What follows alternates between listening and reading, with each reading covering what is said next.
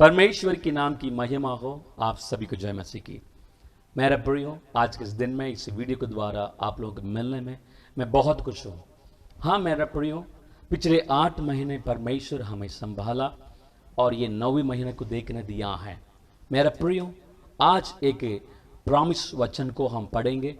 Daniel नबी की किताब 3 अध्याय 17 आयत को हम अध्ययन करेंगे। मैं आप लोगों के लिए पढ़ना चाहता हूँ।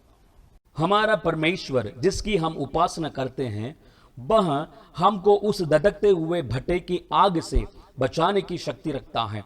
वरन हे राजा, वो हमें तेरे हाथ से भी छुड़ा सकता है। हाँ मेरा प्रियो, यहां पर हम लोग इस प्रकार पढ़े थे शाद्रक, मेशक, आबेदनेगो के बारे में। ये तीनों जवान जो हैं यहूदा देश से बेबीलोन में गुलाम के रूप में नेबुकदनेस्सर राजा के द्वारा लाए गए हैं।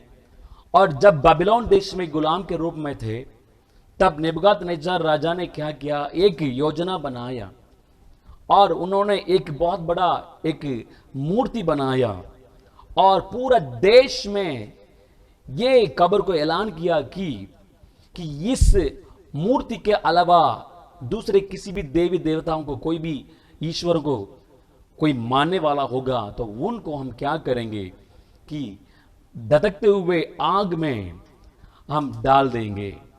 हाँ मेरे प्रियो, लेकिन यहां पर हम देखते हैं जब नेबुकदनेस्सर राजा ने इस प्रकार ये खबर को पूरा देश में ऐलान किया, शाद्रक, मेशक, आबेदनेगो, ये जो 3 जवान के बारे में देखते हैं, ये तीनों जवान जो हैं यहोवा परमेश्वर के अलावा और किसी को हम दंडवत नहीं करेंगे।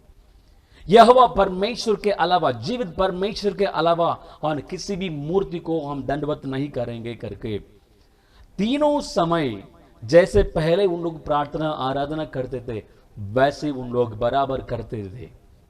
मेरा प्रियो, जब नेबुकदनेस्सर राजा को पता चला ये तीनों जवान हमें जिस मूर्ति को मैंने बना के खड़ा किया हूं उसको दंडवत नहीं करते हैं और उनके परमेश्वर को अकेला मानते हैं करके जब नेबुकदनेस्सर राजा को सुनाई दिया, तब वो बहुत गुस्से होकर यहां पर क्या करता है, तीनों जवानों को पकड़ के, हमें यहां पर वचन में लिखा है, धधकते हुए हमें भट्टे की आग के बीच में डाल दिया। हम देखते हैं तीनों जवान वहां पर जिंदा घूम रहे हैं। हमें वो आग जो है तीनों जवानों को खत्म नहीं कर पाया। वचन कहती है ये राजा सिर्फ 3 जवानों को डाल दिया था, लेकिन वचन कहती है चौथा एक और आदमी वो तीनों जवानों के साथ वहां पर घूम रहा है। मेरा प्रियो, जब ये राजा ने इस चीज को देखा, जब ये घटना को देखा, अचंभित तो हो गया। मैंने 3 जवानों को इस आग में मैंने डाल दिया था, लेकिन ये तीनों मरे नहीं, लेकिन वो जिंदा हैं, घूम रहे हैं। और तीनों जवानों के संग एक और चौथा आदमी का मुझे दिखाई दे रहा है। सचमुच में ये जो तीनों जवान आराधना करते हैं, यहोवा परमेश्वर ही सच्चा परमेश्वर है, सर्वशक्तिमान परमेश्वर करके उन्होंने निर्णय लिया और तीनों जवानों को बाहर निकाल दिया। हाँ मेरा प्रियो, परमेश्वर ये तीनों जवानों को उस धधकते हुए भट्टे की आग में आमीन से परमेश्वर तीनों जवानों को बचा लिया। मेरे प्रियो, ये 17वां आयत में जब हम देखते हैं, जब राजा उस आग में डालने से पहले तीनों जवानों को बुला करके उन्होंने पूछा, क्या तुम लोगों ने जो कार्य किया वो सच है? क्या तुम लोगों ने मेरा मूर्ति जिसको मैंने खड़ा किया उसको दंडवत नहीं किए हैं? तो वो कहते हैं हाँ राजा।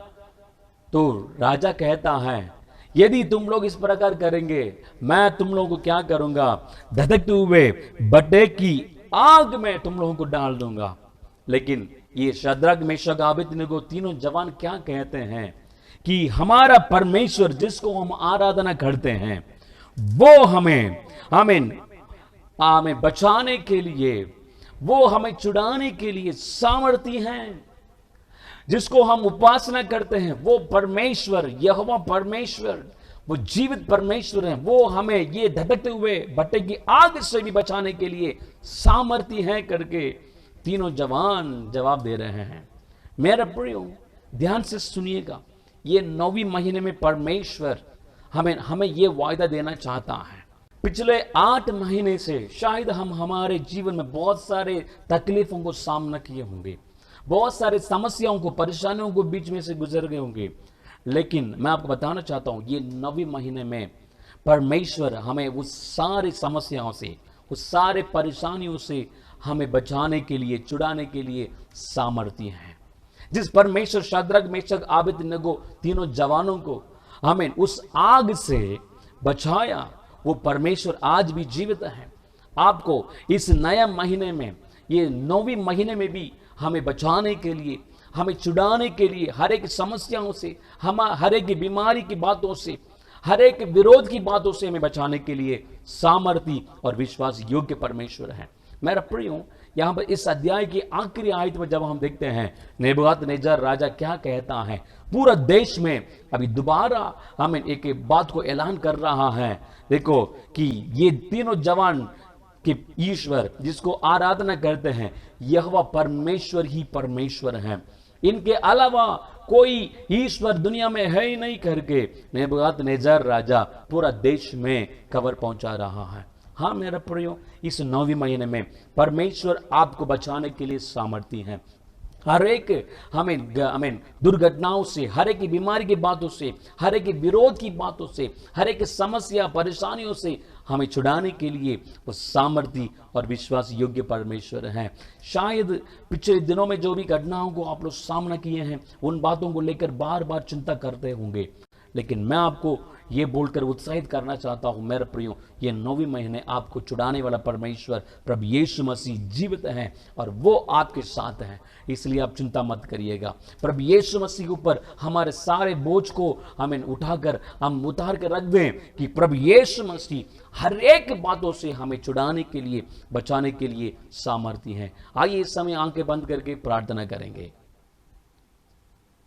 जीवित और निरंकारी महान परमेश्वर, हम आपको धन्यवाद देते हैं। हाँ पिता परमेश्वर, आज हमसे बात किया है प्रभु जी, हम आपको धन्यवाद देते हैं। हाँ प्रभु जी, शद्रक, मेशक, आबेदनगो जवानों को प्रभु जी तूने प्रभु जी उस आग से प्रभु जी उनको जिंदा किया, उनको प्रभु जी आपने बचाया, छुड़ाया। प्रभु जी, प्रभु आप आज भी जीवित हैं, हमें भी बचाने के लिए आप सामर्थ्य हैं प्रभु जी, हमें भी छुड़ाने के लिए विश्वास योग्य परमेश्वर हैं प्रभु जी, हम आपको धन्यवाद देते हैं। हाँ पिता परमेश्वर, इस समय मैं प्रार्थना करता हूँ, जितने भी भाई और बहन मेरे साथ प्रार्थना कर रहा है, हर एक व्यक्तियों के लिए मैं प्रार्थना करता हूँ प्रभु जी, आप उन्हें सहायता कर प्रभु जी।